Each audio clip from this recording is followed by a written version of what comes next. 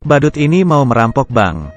Sesampainya di pintu masuk, Satpam berkata, "Sudah tutup, besok datang lagi." Badut itu mengeluarkan uang. Satpam akhirnya membiarkannya masuk. Lalu, badut itu menunjukkan dinamit di balik rompinya. Satman segera memberinya pistol. "Aku hanyalah pria tua tak berguna." Badut dan Satpam masuk ke aula bank. Tangan kirinya memegang balon, tangan kanannya memegang pistol.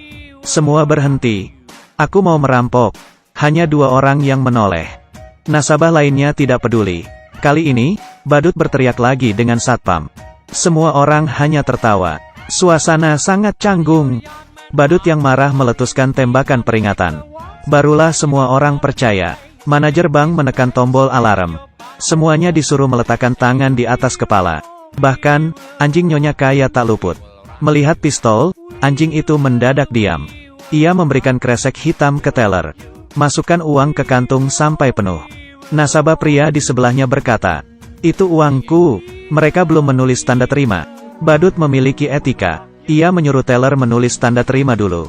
Badut lalu mengurung semua orang di brankas. Satpam tua membantu menghitung jumlah sandera. Setelah semuanya masuk, tanpa disuruh Satpam memberinya kunci. Ia lalu ikut masuk menyusul mereka. Badut mengeluarkan kantung plastik lagi. "Isi sampai penuh lagi." "Diam kalian, aku tidak akan menyakitimu." Badut lalu memanggil manajer. Mereka bergandengan tangan menuju aula. Badut menyuruh manajer menelepon polisi. "Bila melawan, aku akan meledakkan bank ini." Badut menunjukkan dinamit di badannya. Saat ini, penembak jitu sudah mengintai. Begitu mendengar bank dirampok, masyarakat berbondong-bondong menonton.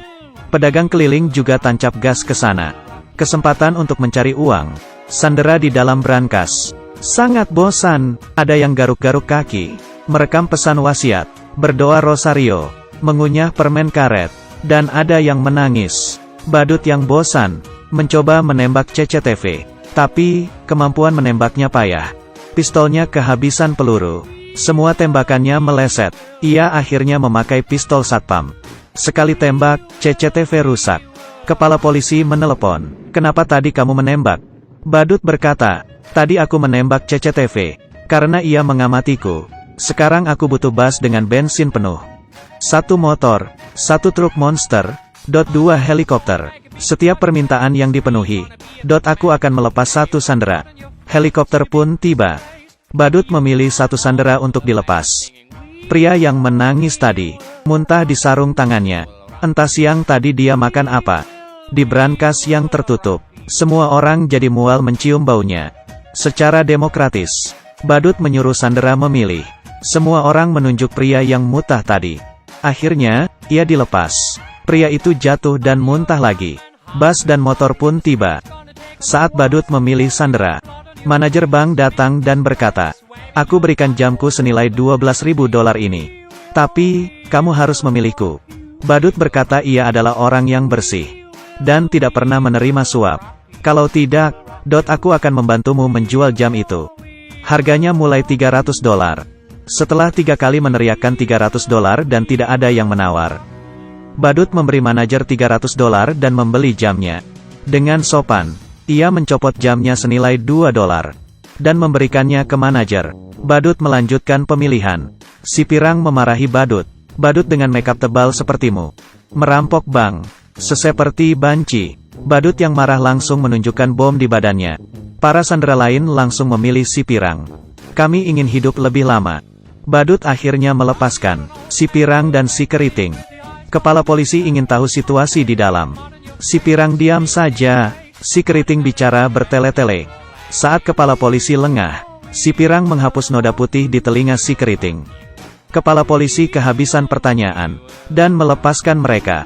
Lalu, truk monster sampai. Kepala polisi menelpon lagi, tapi tidak dijawab. Adegan beralih ke jalan. Mereka bertiga berkumpul, dan merayakannya dengan sampanye. Rupanya, si keriting tadi adalah badut. Si pirang itu pacarnya. Pria yang muntah tadi adalah temannya. Mereka berdua masuk ke bank dulu dan menyamar sebagai nasabah. Mereka bertiga berpura-pura jadi sandera untuk keluar. Badut menelepon kepala polisi. Ia berkata truk itu terlalu jelek, dan ia tidak suka. Jadi, ia minta truk itu diganti. Bila tidak, Sandra akan ditahan. Sebenarnya, ini untuk mengulur waktu. Saat menutup telepon, temannya tak sengaja menekan klakson. Kepala polisi merasa ada yang salah. Di dalam bank, tidak mungkin mendengar klakson sejelas itu. Polisi akhirnya menyerbu. Di aula, hanya tinggal balon di langit-langit. Mereka bertiga tahu, dan langsung tancap gas ke bandara. Tapi, mereka tak punya peta. Jalanan sekitar terasa asing. Mereka tersesat. Mereka bertanya pada pekerja di pinggir jalan, yang ternyata juga orang luar kota. Mereka juga tidak tahu. Akhirnya, mereka bertemu seseorang yang punya peta. Siapa kira pria itu juga perampok. Ia menodong badut dan mengambil dompetnya. Tapi, di dompetnya hanya ada $4. Badut bilang, jamku ini harganya 12.000. Lepaskan kami, dan ini milikmu. Pria itu bilang, pria miskin sepertimu, tapi punya jam seharga 12.000. Kamu kira aku bodoh? Lalu ia mengambil koper mereka dan pergi. Koper-koper itu cuma berisi baju mereka. Mereka memutuskan kembali ke rumah si Pirang. Tempat parkir penuh. Jadi, mereka parkir di pinggir hidran. Si Pirang berkata, dendanya aku yang bayar. Dengan gembira ia memamerkan uang di balik bajunya. Rupanya, mereka menyembunyikan uangnya di baju. Saat mau pergi, penyewa baru datang. Ia mengira mereka pencuri, lalu menodong mereka. Ia mau lapor polisi. Badut berkata, berapa uang sewamu sebulan? Aku dulu $1.200.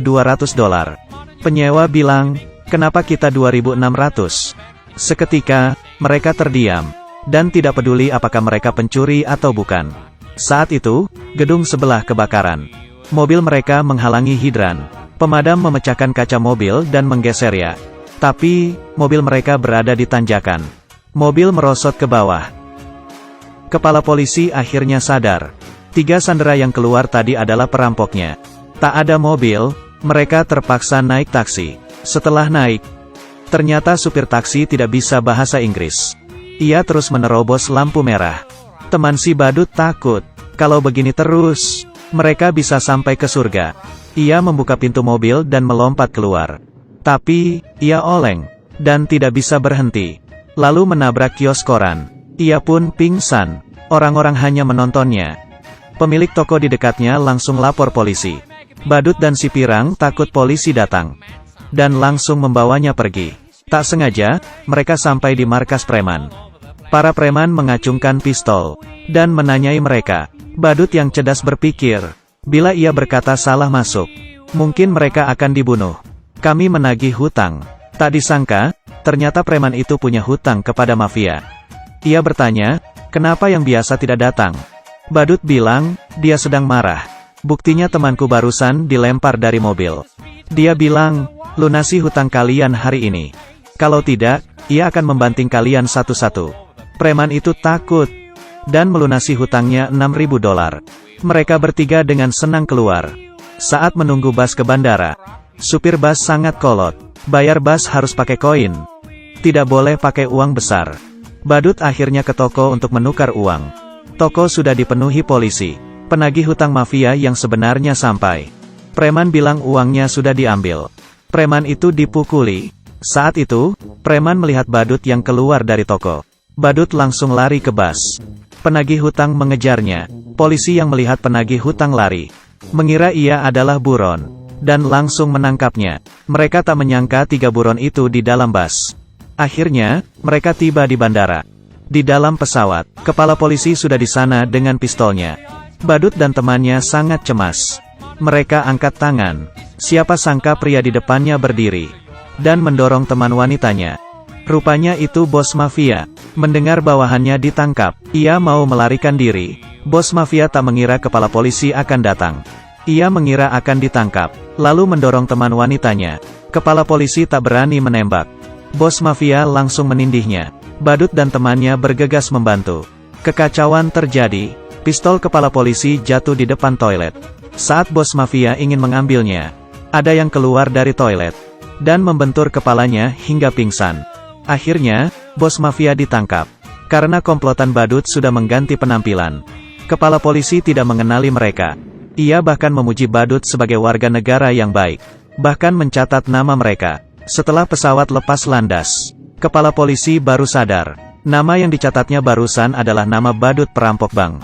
Tapi, ia tidak rugi menangkap bos mafia. Keuntungan bos mafia 1 hari setara dengan hasil rampokan badut 1 minggu. Sejak saat itu mereka bertiga hidup bahagia tanpa beban.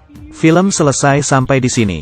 Ini adalah film komedi tahun 1990 tentang 3 buronan. Awal film menceritakan kejahatan mereka. Akhirnya film malah menceritakan kisah kepahlawanan mereka. Film ini sangat lucu. Oke, aku Kaki Minyak. Like dan subscribe, ya. Bye.